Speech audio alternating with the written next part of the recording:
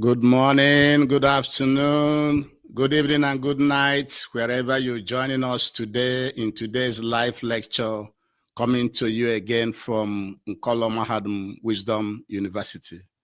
Today's date is for Market Day in the Igbo lunar calendar and 11/11/2025 in the Roman Catholic calendar. Remember, at Nkolo Mahadum, we always advise you to use your naturally given common sense, which we call akonuche in Igbo language.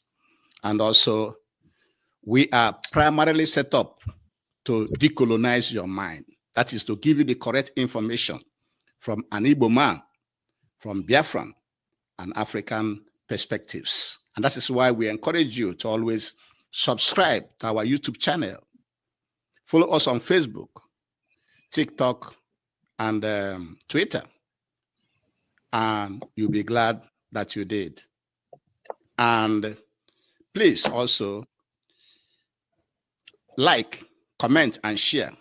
Share it to everybody so that everybody can be educated. This is an university, Nkolo Mahadum Wisdom University, where we bring information to you from the Igbo man, Biafran, and African perspective.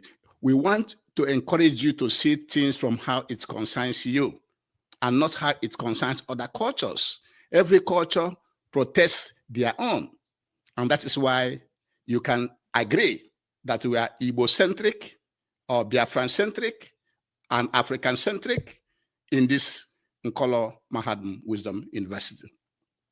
And today, we are bringing you a special title, a special interactive section titled, What Happened in the Nigeria-Biafran War of 1967 to 1970.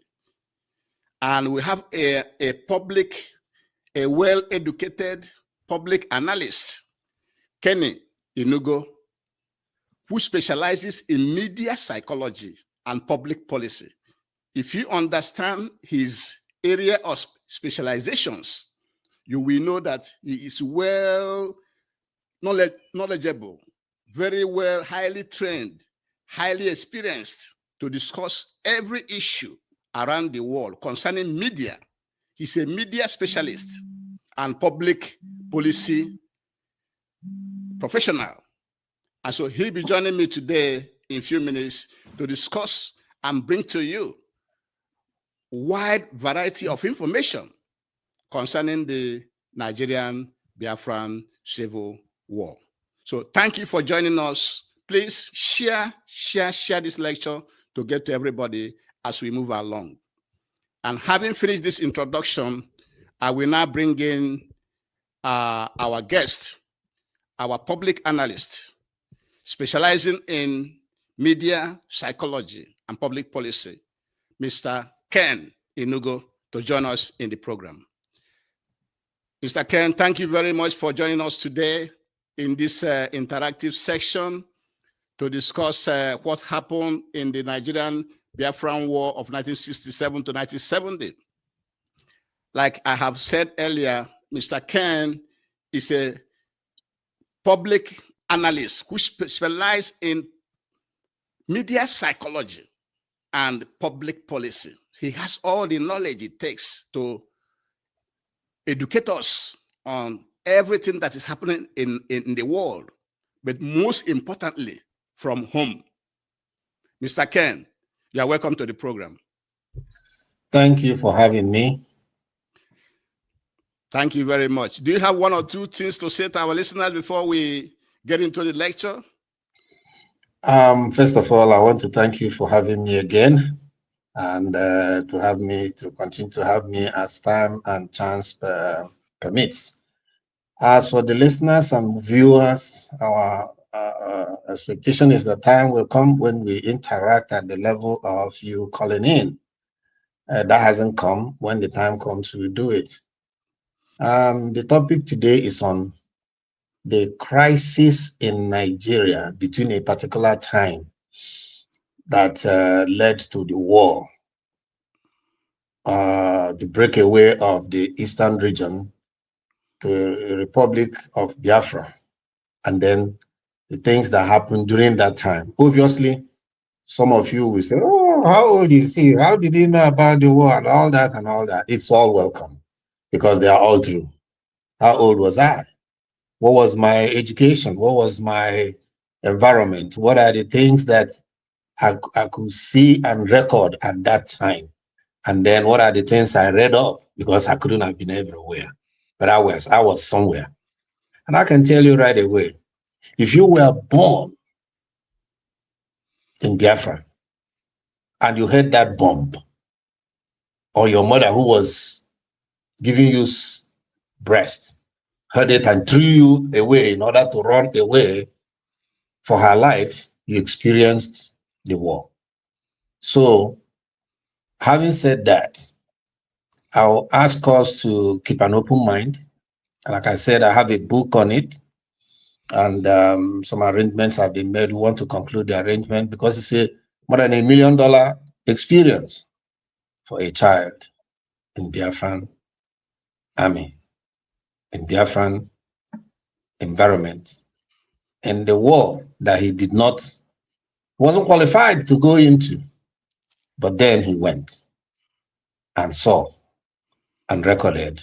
And you have the privilege of hearing it from the horse's mouth, not a horse, but from the original source for some of the things that we experience, or some of the reasons why Biafra went to war, why Nigeria wanted to keep them back, and having succeeded in keeping them back, and having even declared there's no victor, no vanquish. Some of those experiences, some of those euphemisms are still playing out today in Nigeria. So the question is, why did Biafra go to war? Why did Nigeria try to stop them, or actually stop them from doing so, if Nigeria of today is no better than Nigeria of pre-war? Thank you very much. Thank you very much. I have one question for you. We have heard about this Aburi Accord, Aburi Declaration, Aburi Conference in Ghana that happened between 4th and 5th of January 1967. If the Nigerian government have agreed to that conference in Aburi, that will have given everybody who they call restructuring or regional government or autonomy at that time, will this Nigerian-Biafran war ever occur if they have obeyed that Aburi Accord that they agreed in Ghana? Well, hindsight is always 20/20, as they said. Hindsight is perfect because now you can say what I could have, should have done, but you didn't. I would have. I could have. That's right. That's right.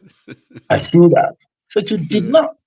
And that's part of why I am, though restrained, but reluctantly talking this Biafra. I don't talk Biafra. I don't even want to hear it because it hurts me both ways. Any which way you look at it, it hurts me. If I'm telling the story, people will ask me questions. What do you know? All that. If I don't tell the story, I'll be feeling bad inside of me. But I thank God that the events of today is panning out to show whether Biafran escapade, the Biafran experience, the Biafran adventure was a good one or not. We're still saying the same thing. Leave people to live freely in a so-called one Nigeria. We are still asking the same question. And the truth is not, it's out there everywhere. But no, some people don't want to look at it. And we'll find out who are those people that up till this day in 2025, we are still talking about unity in Nigeria. We're still talking about security. We're still talking about who came from where. It pains me. It really pains me because I want to be able to have children who will go to Kaduna and be a mayor of Kaduna, just like I had friends from everywhere, from Bomosho, from Kafancha, from Kontangora, from Benue, Boko, from Calabar, when I was going to high school, elementary school, actually, pre-war.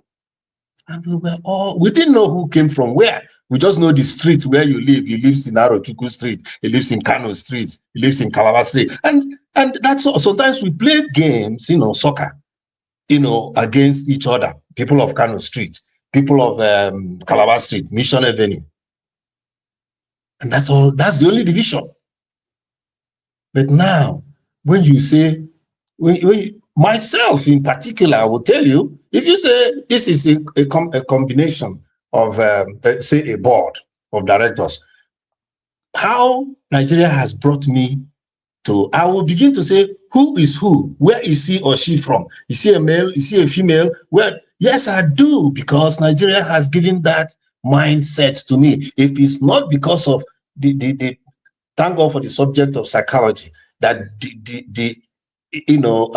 kind of helped me to checkmate some of these mindsets that most people are still living deep into. Many people have not dug themselves out of, this is my own, this is our own, that's us against them in the issue of Nigeria. So you will say that maybe because of the open-mindedness of the Igbo man, yes, that was why Nnamdi Azikiwe is fighting for that type of Nigeria, where even a Fulani man was a mayor of Enugu before independence, and also Zik's party went to the West and won in the West. You will agree that maybe that is the type of Nigeria Zik was fighting for, was hoping for, where anywhere you come from, you can be anywhere, wherever you, any part of Nigeria that you go to, not knowing that Obafemi Awolowo was fighting for Yoruba, while Sardauna of Sokoto, Ahmadu Bello, was fighting for the North only. Okay, let me come to that, but before Zik have something different. That's what I'm trying to observe from what you are saying. Yes. Because the Nigeria Zik was fighting for is not what we are having right now. No, it's not. But let me, I got a little excited, and I didn't quite talk Aburi. Our friends, our brothers on the other country, Ghana, when they saw what was happening, and they had a coup themselves before even Nigeria's coup, and they know already that the countries were all shaking, and the head of state of Ghana at the time, it was Afrifa. Oh, yeah, I believe so. He now called Nigerian leaders and said, come on, brothers, let's talk about this thing. And they went there, they talked, they agreed. There were issues that were discussed. And they all agreed that there will be, at the least, in summary, there will be a confederation, meaning east to the east, west to the west, north to the north, midwest to the midwest. That was the agreement. So, when they came back, like you already took it and ran with it, they agreed, but the agreement was not implemented, actually. Because if it was implemented, Eastern Nigeria will be on its own, Western Nigeria will be on its own, and they all contribute to the federal purse. And they determine on how to, I think it was supposed to be a rotational presidency. And that is what would have allowed everybody to, by now you would have seen that almost every major and second level population in Nigeria would have presented a president at the center. And the people will grow at their level. Aburi was God sent. But up till now, people are still making it look like it was no big deal. It was the biggest deal. Biafra should have taken it. I mean, Nigeria should have taken it. They will end up with it one way or the other. And they're going there now. But people are not, what they're saying now, whether it's going to be by zone, 12 zones, 6 zones, or is it going to be the first 12 states, or is it going to be the first 3 regions? or the second four regions. Whichever way Nigeria is going to split, I hope not. But if it does, it's better than what we have now. Okay, so when Aburi would have been, like I said, now let me link up with what you said about Zeke. It is true that some Igbos today think that Zeke was stupid, but that man was a sage. And he suggested so many things to keep Nigeria one. As a matter of fact, one of the things from our discovery that caused a rift between him and Chief Awolowo was that issue. Because Awolowo saw the Fulani man, the northern, the outside, especially the Fulani man, for what they really are. But Zeke, even though he saw better, maybe because he was born in Zungeru, I don't know. Or maybe because he was more international thinking, a nationalist, not a tribalist, as some people say. Maybe that is why he said, well, let's stay together. There is power in numbers. Let's bring our northern brothers, wherever they come from, and we make a larger lump. And it happened. And if not because of the issues that started right after the independence, those became governor general, unfortunately, Awolowo couldn't take it because he was supposed to be an opposition who could have come up next time and had a good case and ran an election and won. Many people wanted him. But since it didn't work for him at that time, he wanted to dabaru everything, as they said. But anyway, the white man, the colonialists, the British, turned against him, first of all, by giving him a slap. He expected to be the prime minister. Somehow, it wasn't going to work as Zeke was going to be the governor general, then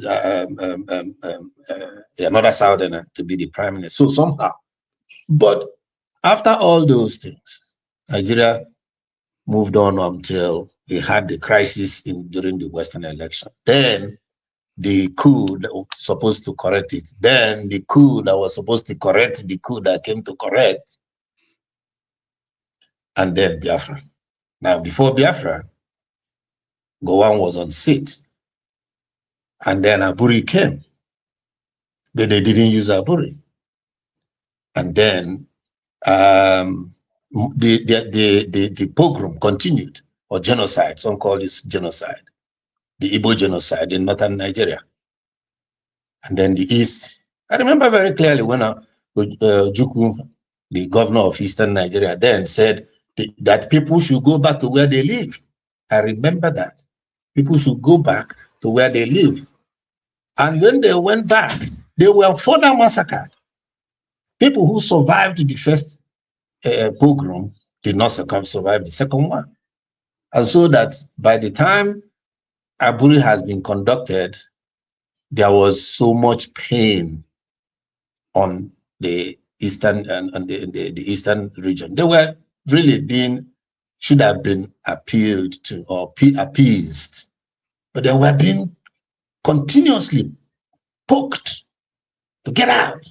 And you can't even say they were poked as such because they were running for their lives. So when people left the federal government positions they had in Kano and came back to the east, people who left other places, Lagos and all whatnot, came back to their home in the east. There was, this pain and agony. Their pay were not being sent and all whatnot.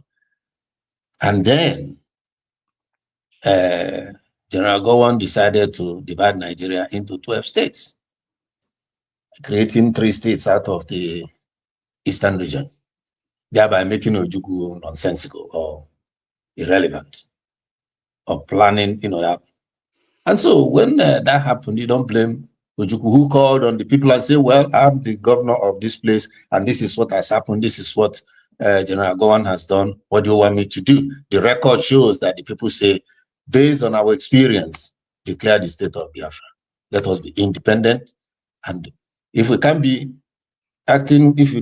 be working in Nigeria as confederations, the federation is no more working. Let us go independent. That's the history, the summary of the history of the coming of Biafra. Thank And you very so much. in 1966, May, I think 27, the states were created, 12 states were created, and I think 3 days or 4 later, there was a meeting, and on the 30th of March, the state of Biafra was declared by the people's mandate. Thank you very much. Go ahead. Go ahead. Like I've said once, we all know, after the declaration, the federal government said they were not going to take it, that they were going to make sure they bring back Biafra. I can tell you that then and even now, some people wouldn't go for Biafra if there was security. This same security issue we are still talking about. There was no security. People in Lagos were running away, running back. I remember that I was a young lad that had passed secondary school exams to go to King's College, Lagos. But they said we couldn't go. Then schools used to start in January and end in December. They said we couldn't go for the interview. And I was pained because I was seeing myself as a little Lagos boy who was going to grow up a Lagos boy. In those days, little things like that. I was born in Enugu, and that's where I grew up. So Lagos was not there, the North was not there, and Biafra came to be. So the federal government said they're going to pull back Biafra by force, and 6 days police action, and the rest of it. But the war began somewhere in the northeastern part of Biafra, which is around about Ogoja. Gakem is the name of the city where the Nigerian federal troops struck, either maybe the first or maybe the second or among the first. And that was the first time I heard the name of that town, Gakem. And then near Obudu, Ogoja, or northeastern Biafra, if you know the map, you can see it behind me. Then somewhere in Obolako in the east, in the northwest side of Biafra, the war started. And joke, people started dying. The soldiers started coming home and all that, and casualties. I was told once that my uncle, who was an engine driver, was killed. I knew that man as a very jovial and kind man. And at the age of 12, or thereabouts, it felt very painful. So we went to Enugu railways, my mother, I believe, to see if he had come back. We were going almost every day. People were coming home, beaten, injured. Corpses were coming home, and we saw a lady that her stomach was broken, was cut open, and the child was hanging just right there. That killed me. It was gruesome. And so by the next day we came, luckily we saw my uncle. My mother was very happy. But then there are other people too. We cried and did all kinds of things. And so that was what brought my awareness to the issue of Biafra. Let me ask you something before we let me clarify something. So what you are saying is that the first shot that started this war was fired by the Nigerian military in Akem, somewhere in Akem near Ogoja side. Gakem, near Ogoja side. And oh yeah, there's no doubt about that. Nobody who knows about the war argues about that. Biafra did not. Biafra obviously couldn't be shooting at you. Their barracks was in Benue, was in Makurdi, or places like that. So if they had a tactical headquarters or something, must have come down, stay within that Nigerian place. And that war, that first shot, as you called it, started from that area in the territory of former Eastern Nigeria, in the territory of now declared Biafra. So they had to defend. Okay. The Biafran command had to defend the territorial integrity of that Biafra. Wow. So it's very, very clear that Nigeria was the first that started this war to get Biafra, because Biafra declared their independence, and Yes. then Nigeria started the war to bring Yes. them by force into Nigeria again.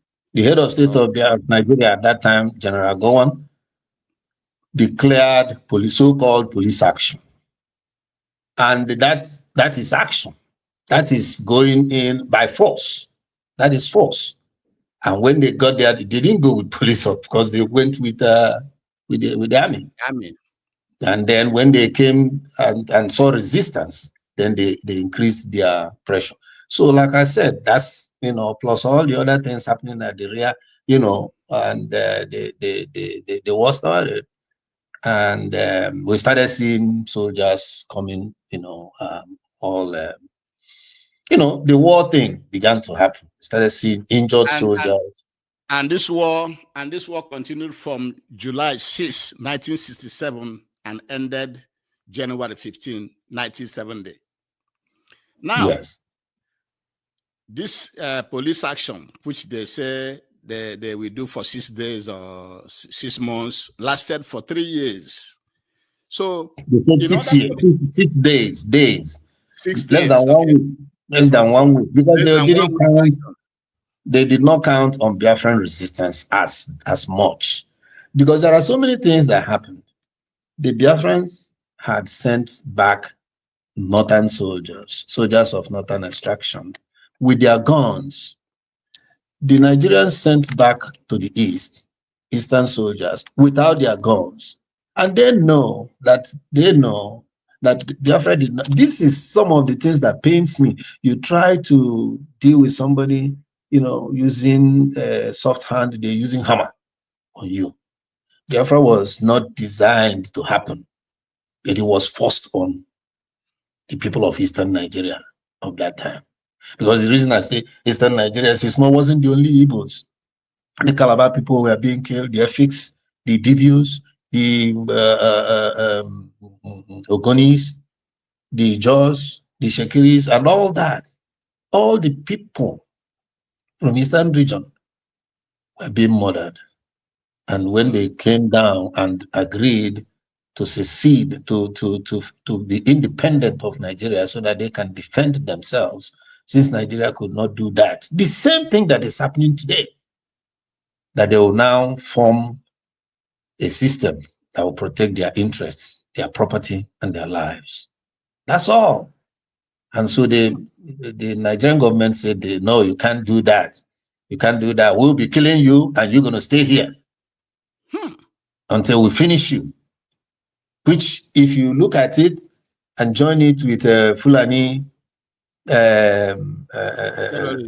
doctrine to dump the Atlantic in the Atlantic, the Quran, you wonder, is it not what is still happening today? Christians are being killed in the north. They are now being killed in the south. I was talking to somebody just yesterday. I said, well, you people from Plateau were used as soldiers to come and beat up on Biafrans, Nigeria, Igbos, Efiks, and the rest of them, Ogoja.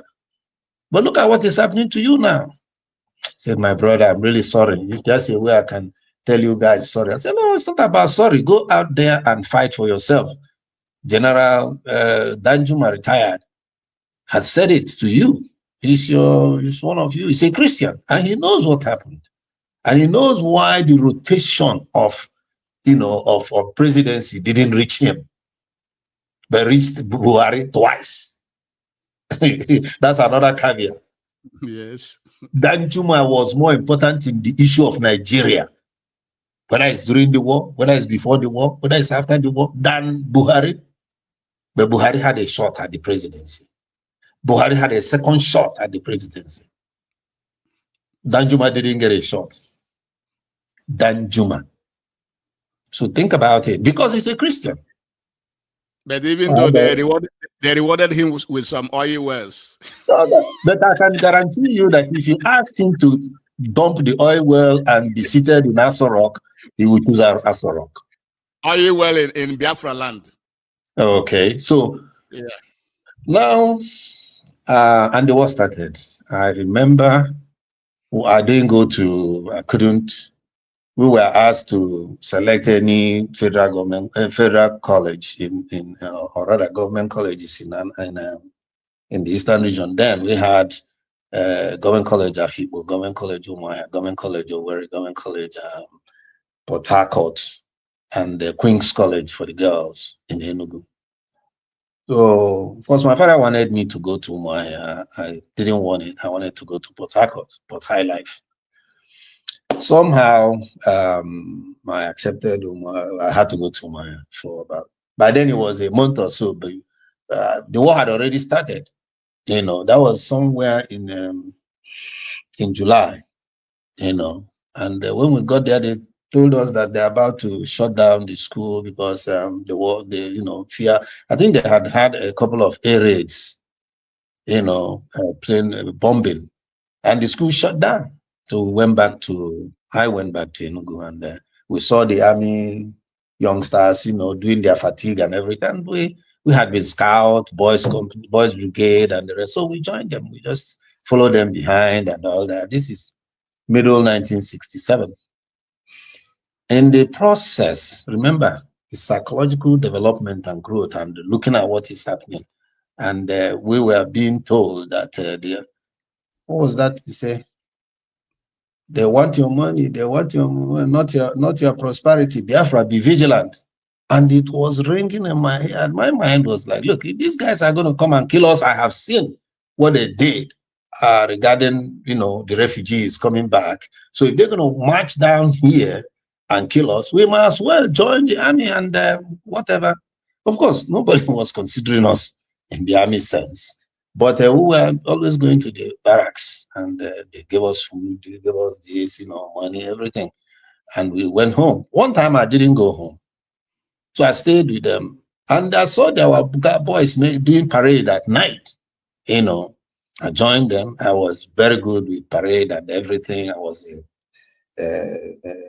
what do they call it now, in boys company and in scout and what have you. Parade was nothing to me. Started joining them. One of my friends, I saw him dissembling the shibareta that he had, one of the guns he had, and I told him I can do it. He said, "Are you sure?" I said, he took the magazine out. It's okay, triple and assemble. I tripled it, I assembled it. He said, you make a good soldier. I don't forget that statement. I was there, nobody, we can't even go and stand in the line because they wouldn't even look at you. People who are older and taller and more huger than us were being rejected for one reason or the other. So one day they said we should go to Ugogonike, somewhere close to Enugu, near Abanike, somewhere there. I didn't know the places, I just followed the wave and we went there. Anyway, I ended up in the boys' company of the Biafran army at the time.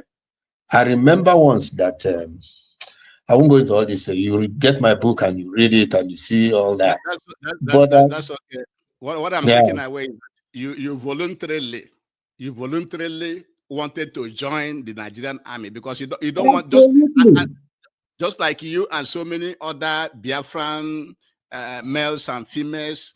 Most of them voluntarily just join want to join the Biafran army, even when their age is still not acceptable at even a younger age. And then you ended up in the boys' company. Yeah, I wasn't conscripted. I wasn't conscripted, but I wasn't even qualified. So question of conscription was not at the time I joined the forces. I was not there, but they created this boys' company thing. I didn't know what was happening anywhere was happening. I just know that one day, as we finished our our exercise and practice and everything, Major Nzogu, I didn't know him then. He came there and addressed us. The last thing I heard was that you are the leaders of tomorrow. I didn't forget that. But it was later when he left in the evening when we went for our ration, our food, and somebody was saying that because then I think he had become a colonel or something. They say he's coming, they are going to go to Suka. I said, well, they said they were going through that road. I don't know how the road was then, but now I know that it's the road that goes to P. It's the road from Emene to P. you know. I said, okay. Excitement, we went with them. That was much later, around September.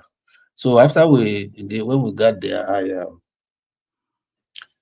something has happened because the people who were supposed to, everywhere was dead. I've never been to war before. I don't know how it looks now. I just know I stayed in that Land Rover with Lieutenant Okechukwu. And again, like I said, some of these things should be read in the book. Okay, So let me say one or two things. Let me want to go into the other question that I have for you. I still have about 6 or 7 questions for you. And listeners, I want to thank you for joining us today. Today, like I told you in the beginning, we are listening to Keny I'nugo, our public analyst specializing in media psychology and public policy, dissecting, giving us more information about the Nigeria-Biafran Civil War, which started from July 6, 1967 and ended January 15, 1970, where Nigeria was the first to shoot the gun. They are the first to shoot. So continuing, Mr. Keny I'nugo, our media psychology and public policy analyst, who supported Nigeria and Biafra during that war? Which country supported Nigeria and which country supported Biafra? Well, you're going to get into a labyrinth right now. But that mesh is okay because the truths are there. Britain was the colonialists. They were the colonial masters to Nigeria, and they were not in for a separation.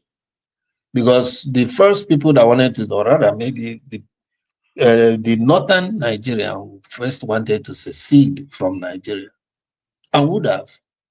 But it was recorded that the British said, how can you do that? You are landlocked and you will not be able to do very well if they blockade you.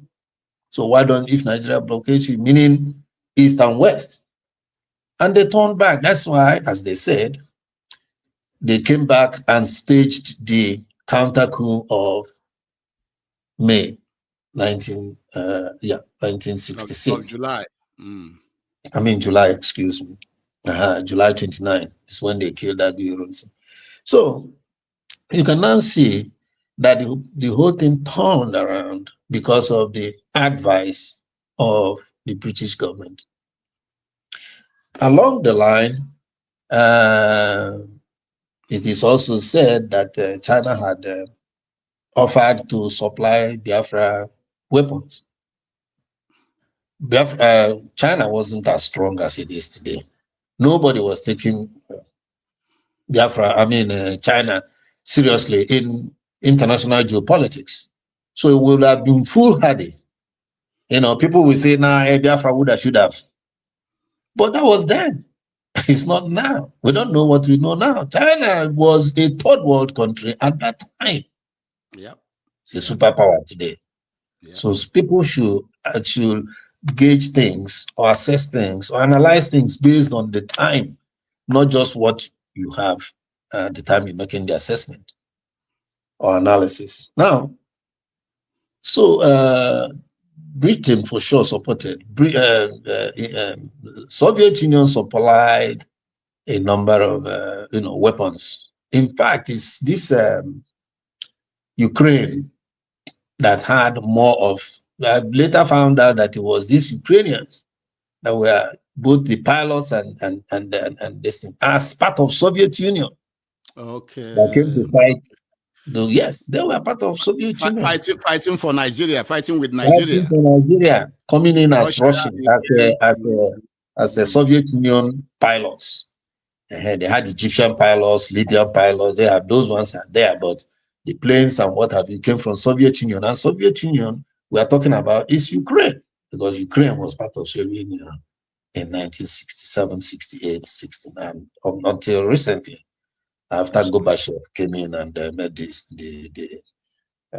decision to divide in diverse Russia of his, tentacles, including Ukraine. Okay. So Biafra had no help but her own ingenuity.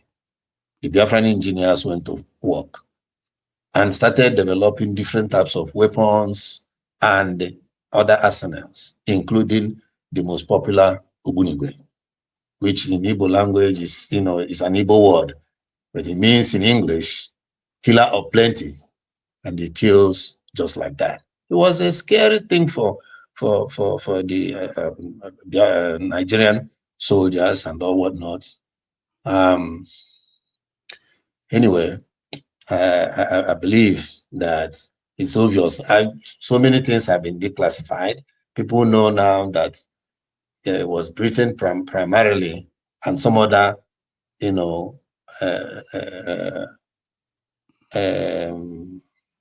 actually, something I read much later was that Nixon was against, President Nixon of the United States was against that war at that time. But the hand of American government was tied to the Vietnam War. So you can't leave your home and go facing what is out there. I read that somewhere. And it has not been developed, really. But Nigeria-Biafra had its own, those who procured, very smaller quantities and weapons, materials, uniforms, and what have you. But then when under the advice of the finance minister then, Chief Awolowo, that blockade, hunger is part of war, that they should blockade Biafran seaports or coastal line and stop Biafra from getting massive supplies. That it will have, and they did. It was very, very effective because now we have to rely on plain supplies, which is always iffy, not like now. You can have almost a whole ship on the air with 2 or 3 planes, big jumbo planes.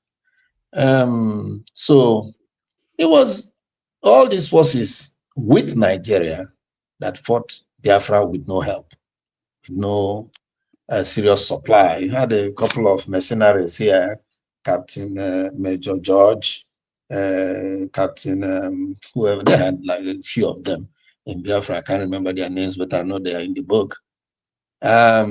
So the supporters of the Nigerians, even just Nigerian troops, well trained and well armed, would have done the job.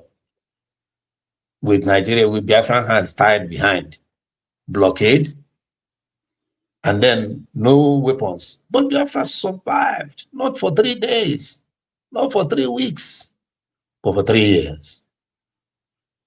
And they should know that it didn't stop there, because what is happening right now is calling for the same survival mentality on the side of Biafrans or Igbos or former Easterners. It's hard to really pin it down how the right way to call this segment of Nigeria.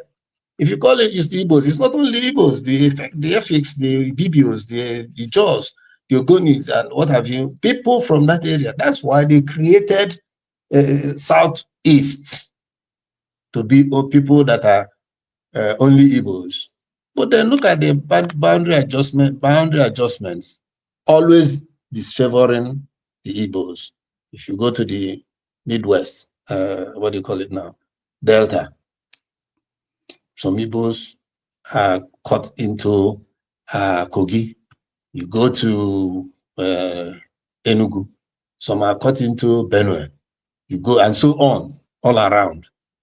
Southeast is not what it should be. That is why today, people on the western side of River Niger are itching to come to their brothers in the other side of the river. That is part of what injustice the Igbos are experiencing in Nigeria, which is why They are saying, well, you said we must come back. We are back. But what are the modalities of living together? Let me go back to this what was discovered, what research and production in during the Nigerian-Biafran war in the Biafran side. Apart from the Ogbunigwe and others, Biafrans were able to be refining their own oil. They're not using this Western system to refine. They have their own system of refining oil. They're also using like coconut to be driving the vehicle, the liquid from coconut, and having palm oil itself. So they came out with so many ways to survive, so many surviving, innovations. They developed so many other things in Biafra. That is one thing I want you to also note, that apart from the Ogbunigwe, they invented so many other things during that war in the Biafran nation. Yes. We talked about the Ogbunigwe because it was war, and the Ogbunigwe was a war thing. But when you come out from Ogbunigwe, you have to talk about the system, okay? The other thing, the civilians. The civilians had to eat food. People started, I remember they started planting school football fields, and nearer the houses, the flowers, and so many different foods were developed and they call it research and production. So they continued research, and research was definitely a helping part of the crusade, the effort, the Biafran effort. So there, like you said, petroleum was obvious to be produced through petrol was to produce through petroleum. There was still AFAM power station. There was still the Port Harcourt refinery at the beginning of the war. But by the time you come into 1968, and so Port Harcourt had fallen, Calabar is gone, Ogoja, there were no places where you can get some of the. Biafra had to fight in some areas. I remember a place called Owaza. I remember Owaza.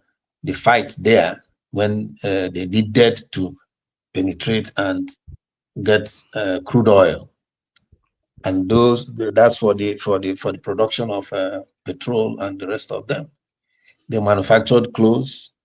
They manufactured food, different types of food, and like I've said before, all kinds of weapons added to what they were able to glean from mercenaries and other people who supplied weapons.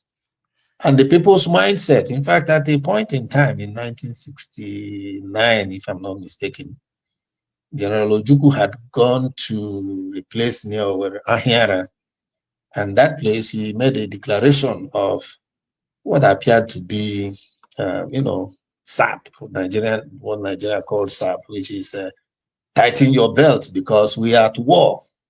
And people, not to have this number of land, this number of clothes, this number of cars, this, and so on and so forth.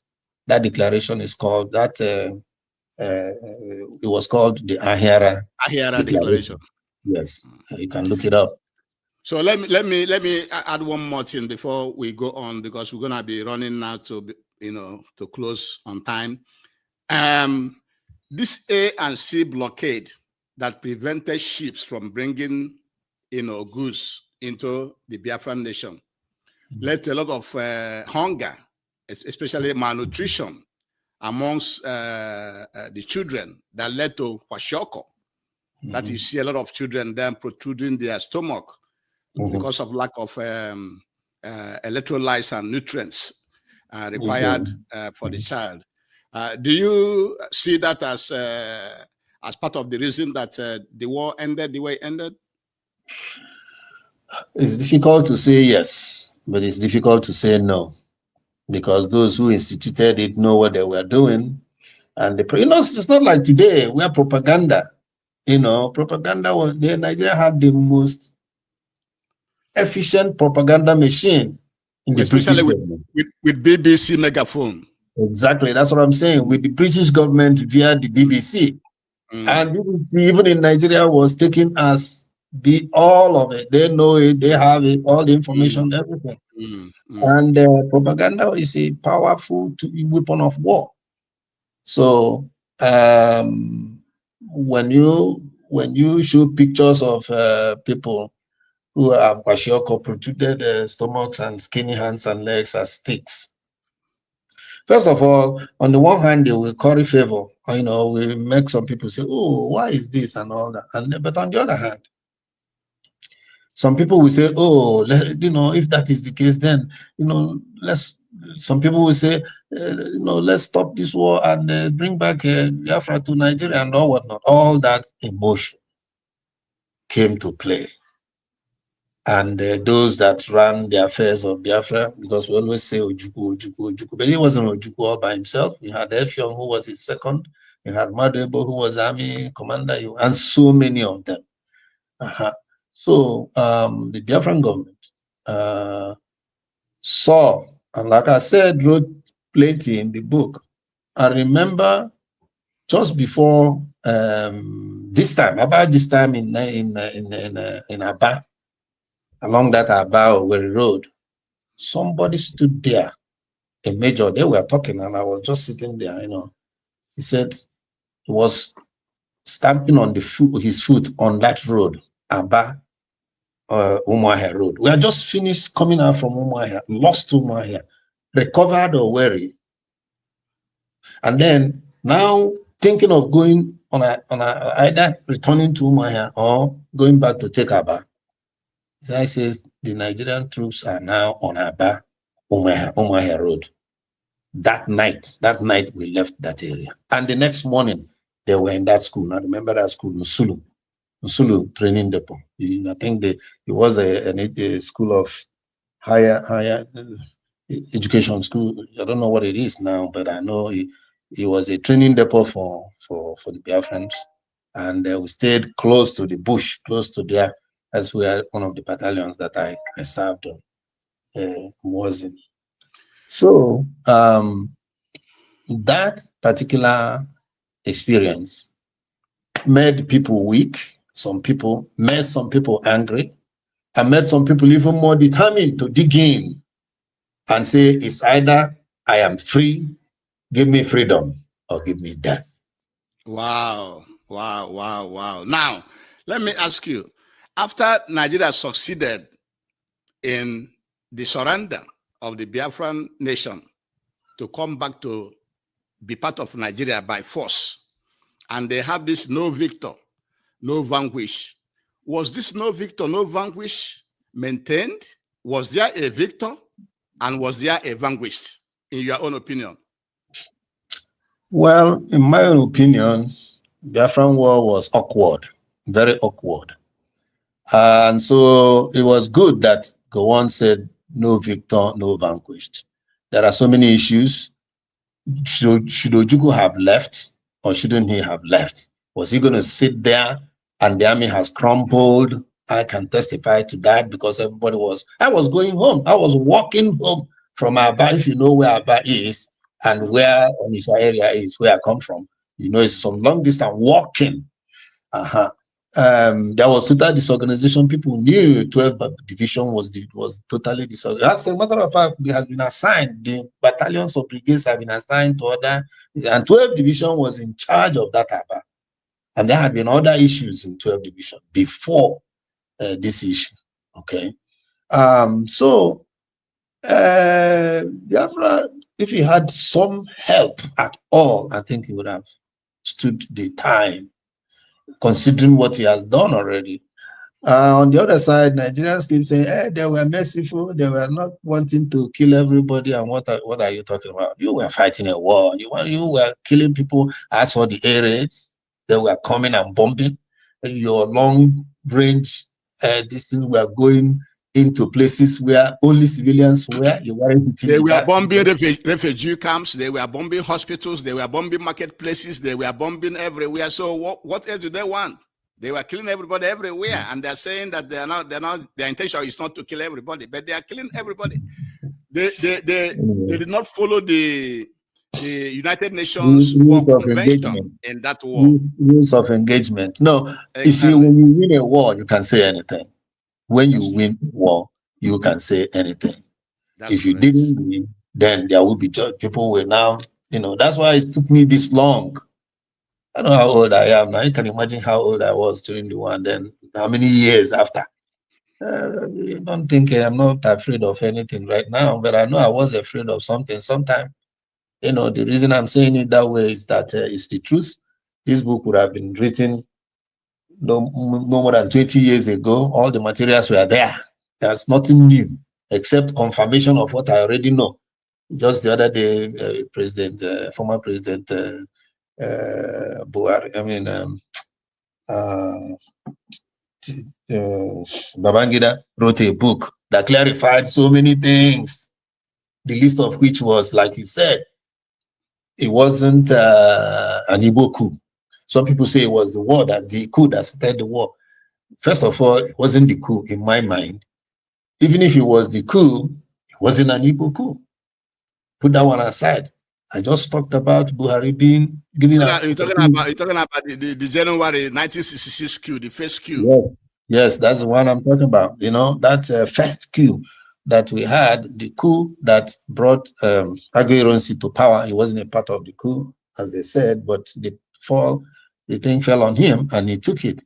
He didn't run away like Brigadier Gundipe that ran away instead of taking over after Aguiyi. Because if Gundipe had taken the position at that time, the Northerners would not have had the overriding authority and power and expanded, influence in Nigeria, because they were running away. They were ready to secede.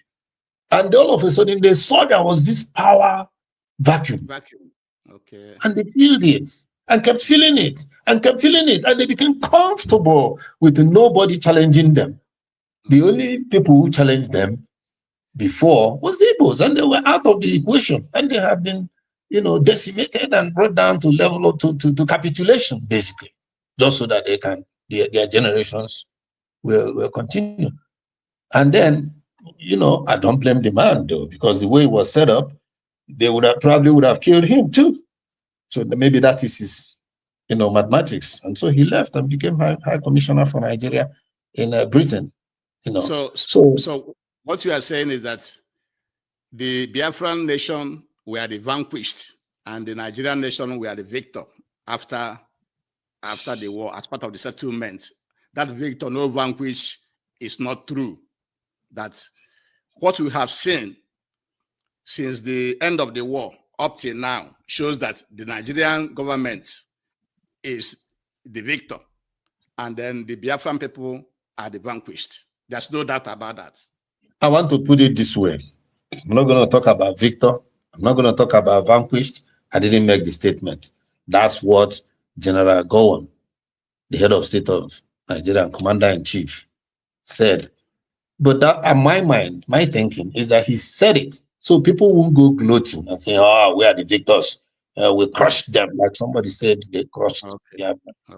But Biafra is still there. It's an elephant in your living room. Biafra is still there. Some people say, "Don't." There was a time you don't even mention the word Biafra. I remember Abu Banku, an editor, a writer of the Renaissance or Daily Star in the days in Enugu. He was arrested for calling. I think he wrote something that said "killing Biafra," because there is, I think some people.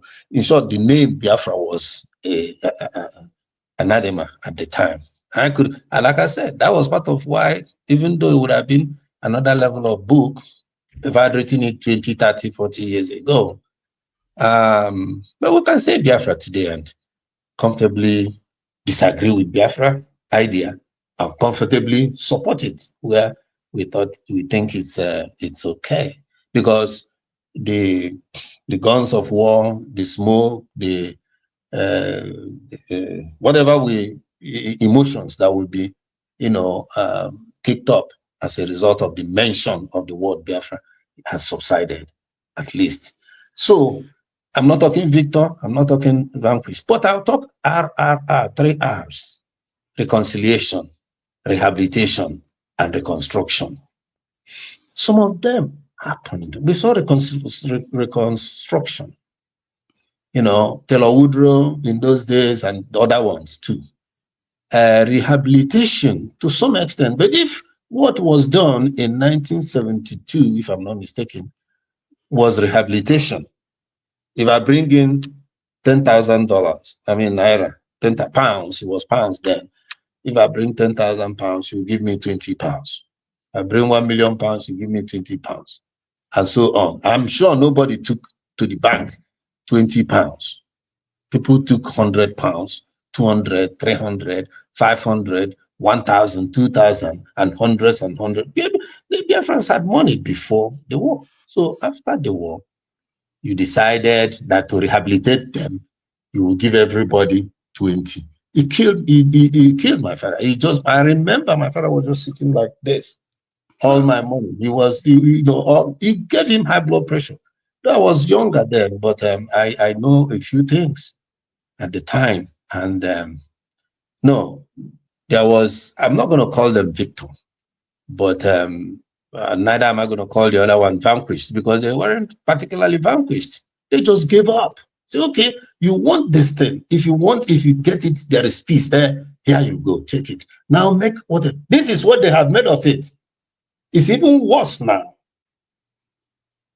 The peace, one Nigeria, is a laughing matter. The president of Nigeria today knows that. Look at what is happening to him. Just the other day, a coup. 90% of the coup plotters, as they said, are Fulanis. There was no Southerner. Hello, 16 people who planned the coup, all of them were from one segment of against him. Well, this type, my people usually say, leave them to sort it out. And yet they're not sorting out. They're still calling IPOB, they're still calling NDIBO. Something I think I sent it to you. Let me not use. Lady was going to, we're tired of these Igbos. Hello, I would be glad if you're tired of us.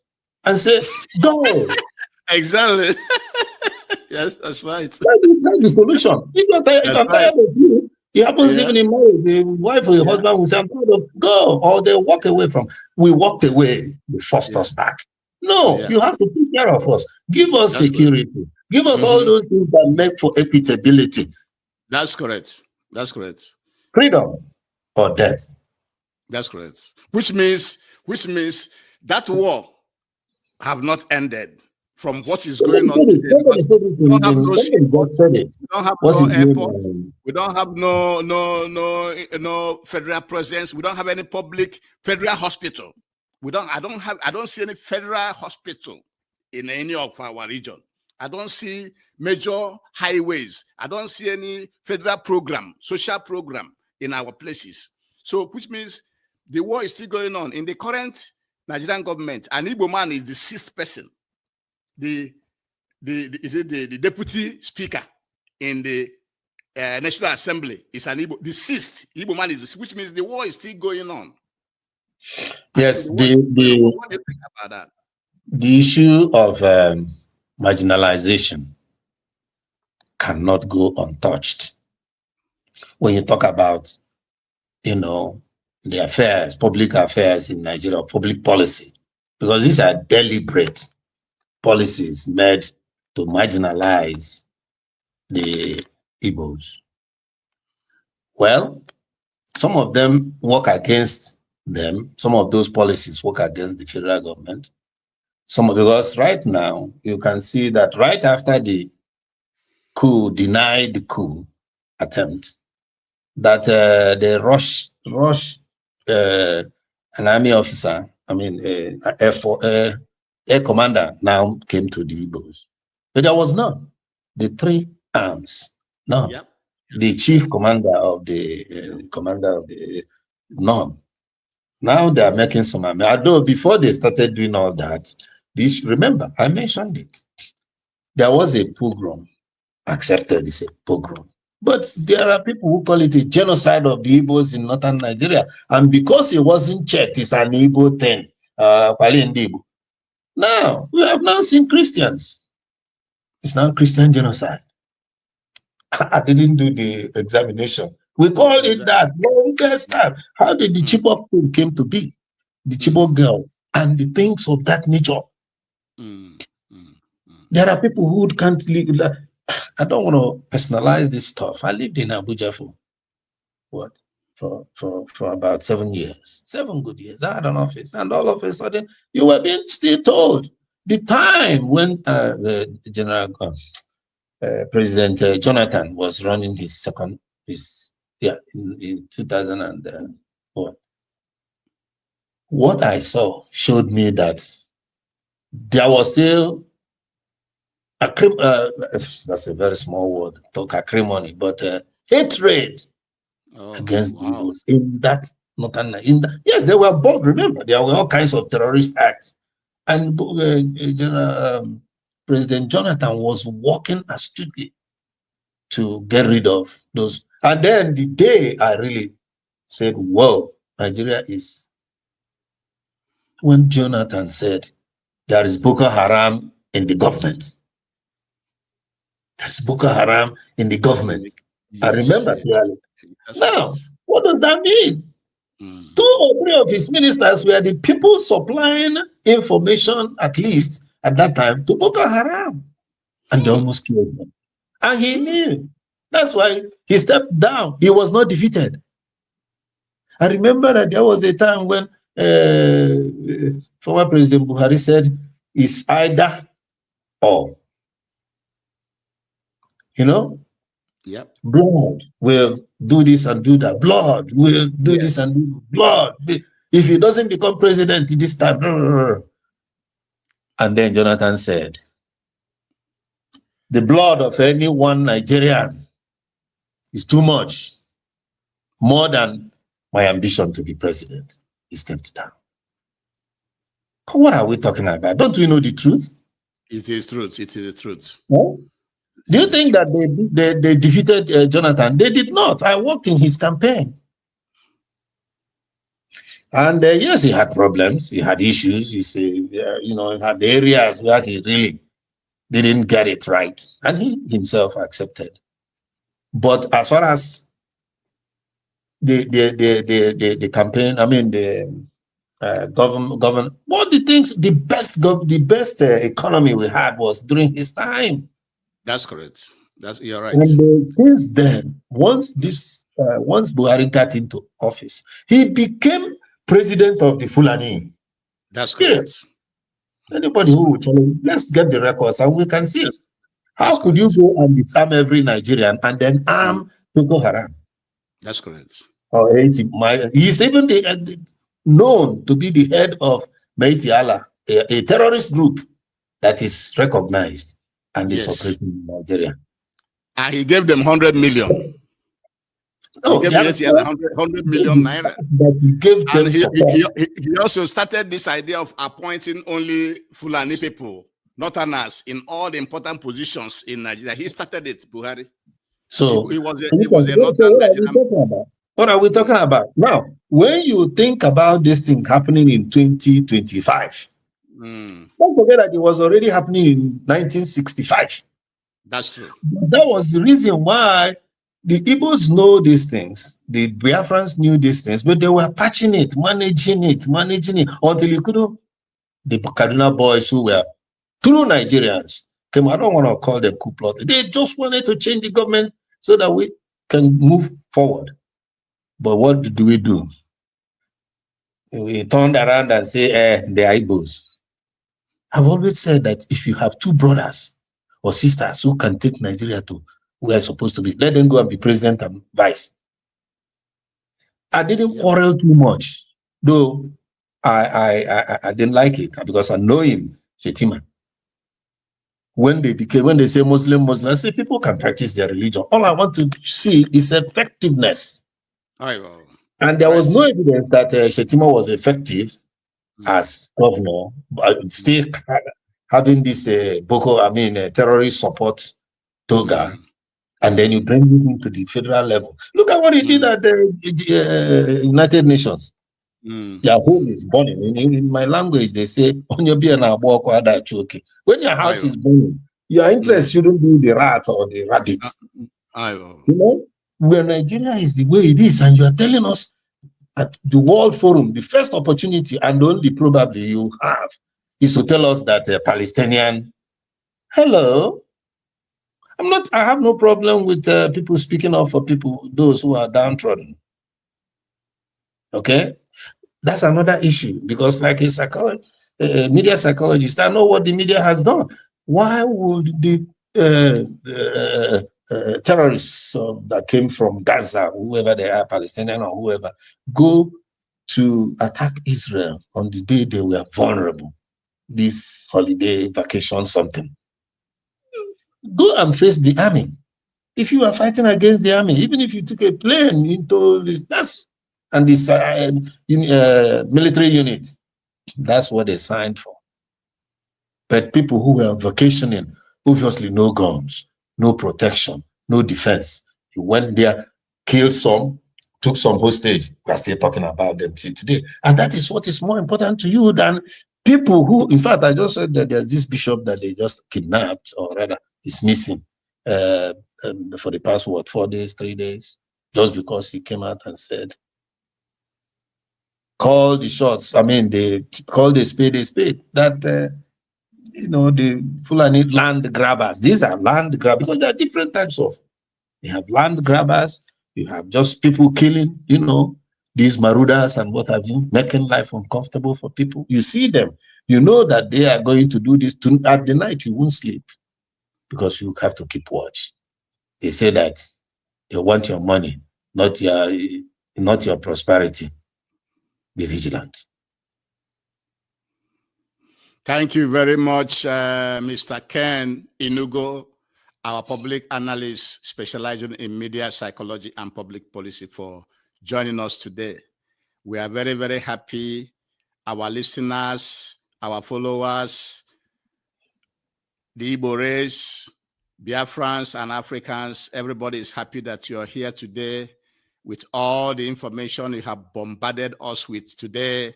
We appreciate you and we thank you for coming, and we shall be bringing this lecture to an end so that we can do other things today. But before we close it down, before we end this lecture today, what is your last word? What is your summary of the Nigerian-Biafran war, and what should the Igbo man do in order to make sure that he is surviving the way Nigeria is today? What will the Igbo race do? What will Biafrans do to make sure that they are surviving in this situation that we find ourselves after being killed, after being marginalized, having been punished, have that been militarized our zone everywhere? What advice are you going to give our people in order to be able to be surviving in the current situation that we find ourselves? Well, thank you. One of the advice I'll give them is to support this program, support this presentation, support this podcast, because not just me, I don't know it all. Other people will be coming. I would like for us to invite other people who have other ideas on ways to make peace in Nigeria. And where there is no peace, to let people go in peace, not in pieces. Then I ask them to pray that they be together. Because the worst thing is that you're fighting out there and winning, and you go home and you're scattered. Whatever it is that is causing insecurity in the south, in the southeast, in Igbo, get rid of it. It's not helping you. IPOB was included as a terrorist organization for the simple reason that it's an Igbo organization. IPOB is no worse than Oduduwa, Sony, OPC, and the rest of them, and Ariwa. Put them at the same level. Where you put Ariwa and they put IPOB there. I don't belong to IPOB. I'm not even bothered about that. Because like I just said, I paid my dues. I paid my dues. If Biafra had continued, I'll be a retired general today. No doubt about it. That aside, when you come to Igbo, remember that when you have enemies left, right, and center, you watch your life. Pray. Igbos are not Christians. I practice the tradition of my people, custom and culture. No man can take it away from me. But that doesn't mean that I'm a Christian, full-fledged Christian, from choir boy, Sunday school, whatever, to where I am now as an apostle of the Lord Jesus Christ.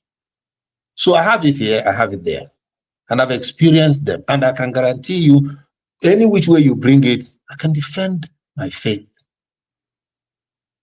So, people of Igbo race, anywhere and everywhere, be careful. My father said... Thank you very much. Go ahead, go ahead.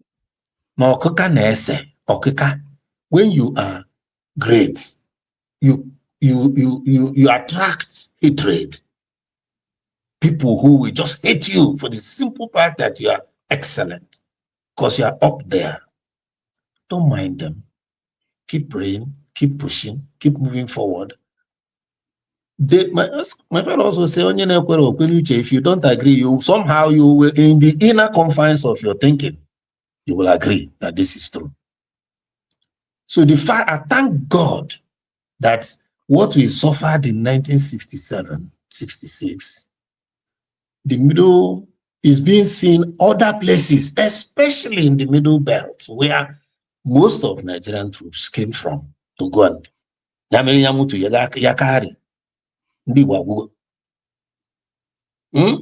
Now they came and saw Nandi, we didn't finish. We are still here. And then when the war ended, they systematically sent us away. But that was God's work.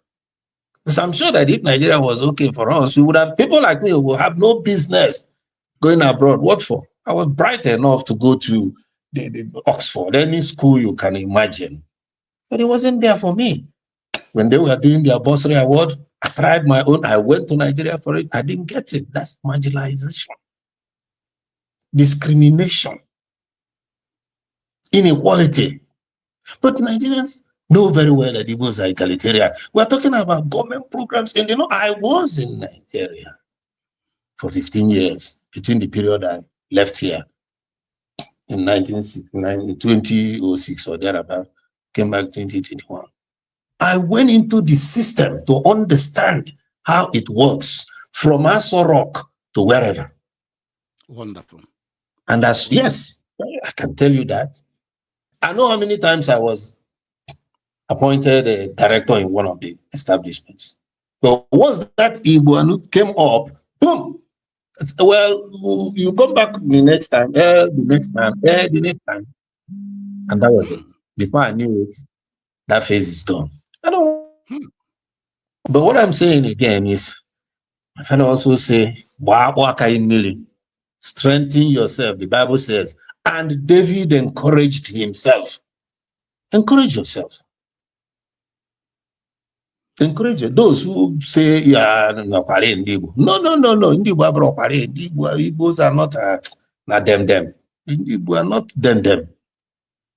So I've been around. I've been around the block a number of times. Here in Houston, where we live, Nigeria Foundation, Igbo People's Congress. We formed the Igbo People's Congress for the purpose of gelling the Igbos, not for anything against anybody for that matter. The Igbo IPC, Igbo People's Congress, is the grandfather of World Igbo Congress. And their aim is to bring peaceful involvement of Igbo people in the affairs of Nigeria. Because they are citizens. And the benefit of citizenship is participation. It's another matter. So we leave it at that. Okay. Thank you very much, Mr. Keny I'nugo, our public analyst who specializes in media psychology and public policy, for coming today to educate us. I'm telling you, I'm very happy of the information you are coming from you, and our listeners are too. Thank you very much for joining us today, and have a very, very good day as we bring down this lecture today. We shall be coming together again next Tuesday or thereabout for another exciting lecture. Thank you very much, Mr. Keny I'nugo, and have a very, very good day. Thank you for coming, sir. You have a good one. Enjoy your week, and everybody. Thank you, sir. Welcome. Thank you very much, our listeners. We have been listening to Keny I'nugo, a public analyst specializing in media psychology and public policy, dissecting and giving us information on the what happened in Nigeria-Biafra War of 1967 to 1970. And in his concluding remark, he was encouraging you to support this university, support Nkoloma Wisdom University, support IPOB, support anything that will make the Igbo man to be successful and independent of the British colonialism. And with this, we shall be bringing this lecture to an end. Please like, share, and comment, and also join us, subscribe to our YouTube channel, hit the bell button for notification, and also go back to our previous lectures at Nkoloma Wisdom University, and you will not regret, so that you can enjoy all the education, all the packages we have for you on our podcast. Thank you very much for joining us, and have a good day. Thank you so much. Bye-bye.